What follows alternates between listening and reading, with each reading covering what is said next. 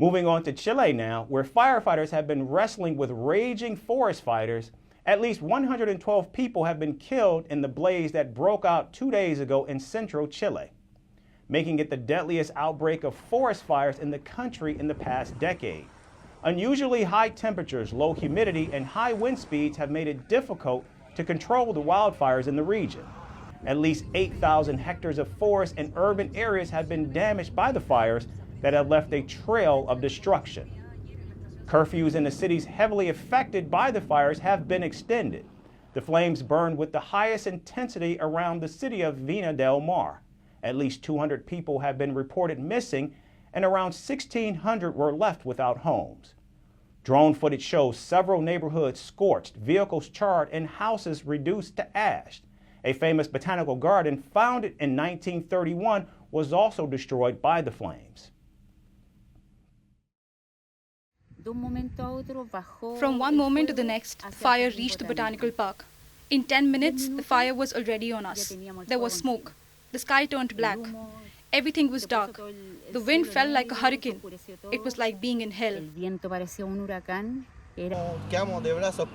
We couldn't do anything. People on buses are desperate. They know nothing of their family members. Vina del Mar downtown is burning. Gas stations have collapsed. It took him 5 or 6 hours to return. We cannot do anything about the houses. We need to wait for them to burn or for the fire to die out. There is no other option. According to Chilean National Disaster Prevention and Response Service, as of today, there are currently 161 active fires burning across the country. Chilean President says the death toll could rise as rescue workers search through homes that collapsed. Some of those arriving in hospitals were in critical condition.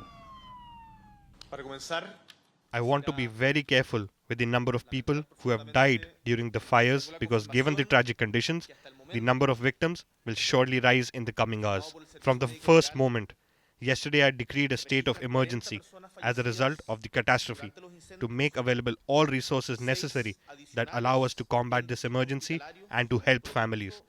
Regarding this decision, the Defense Ministry has been instructed to deploy more military units to affected areas. More military units to affected areas must be deployed.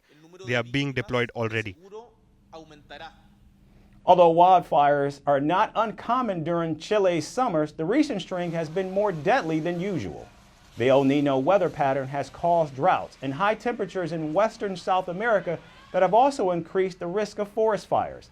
Not just in South America, wildfires have intensified around the world, providing a stark reminder of how climate change is causing severe damage, and things will likely get worse.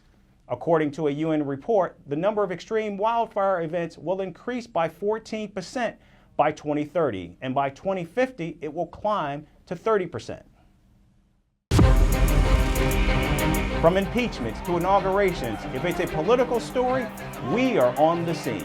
The race for the White House is heating up. We're beating Biden. How dare he say that? If it's breaking news, we're live with the latest coverage. From the White House, the State Department, and Capitol Hill, we know the issues, but above all, we know the players to bring you the latest in-depth analysis on all the key stories that we're covering. I'm Eric Ham. Join me from Washington here on Firstpost America.